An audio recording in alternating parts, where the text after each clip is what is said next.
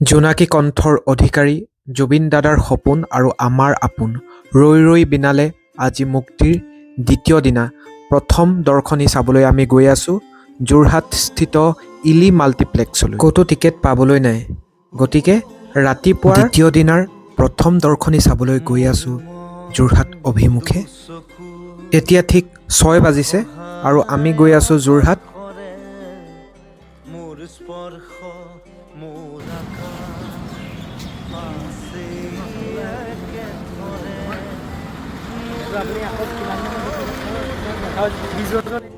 ইতিমধ্যে হলত যথেষ্ট মানুহ সোমাইছে আৰু বাহিৰত এনেকুৱা দীঘলীয়া শাৰী।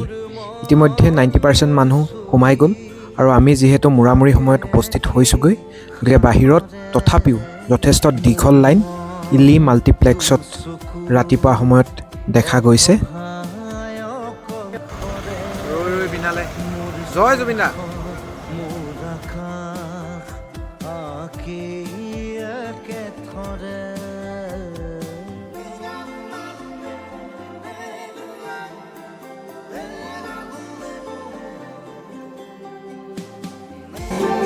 মোরে আউখির জুলে আজি পোহর বিচারে মোর স্বপ্ন ভরা গানে উঠে গড়ে মোর দেউখার কোলার শুভ্র হব খোঁজে মোর কাজরি রাতে বরণী হব খোঁজে।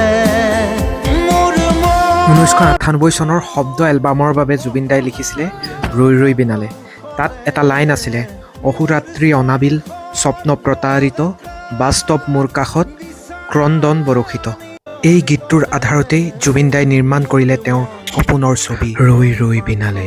বাস্তৱ এই যে জুবিন দাৰ অৱৰ্তমানত আজি আমি অশ্ৰুসিক্ত নয়নেৰে ৰৈ ৰৈ বিনালে চাই আছোঁ।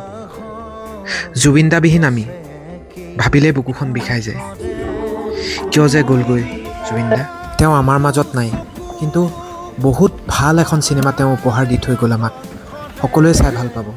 অনুগ্ৰহ কৰি আপোনালোকে ৰৈ ৰৈ বিনালে চাবলৈ আহক, বুজি পাব তেওঁ যে এগৰাকী পৰিপক্ক অভিনেতা আছিলে। চিনেমাখন চালে গম পাব। সাগৰ চুই চাবলৈ তেওঁ বহুত মন আছিল। এনেকুৱা দূৰদৰ্শী আৰু মহাপুৰুষ চাগে আমি আৰু এইটো যুগত দেখিবলৈ নাপাম।